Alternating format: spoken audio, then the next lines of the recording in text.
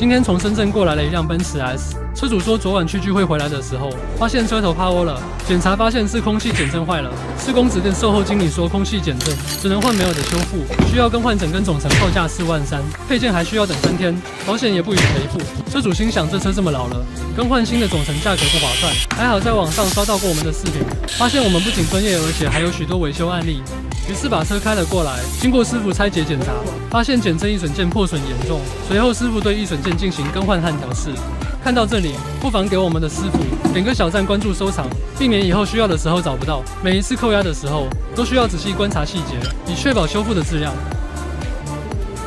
再将配件按照原厂装回，最后进行测试，完成修复。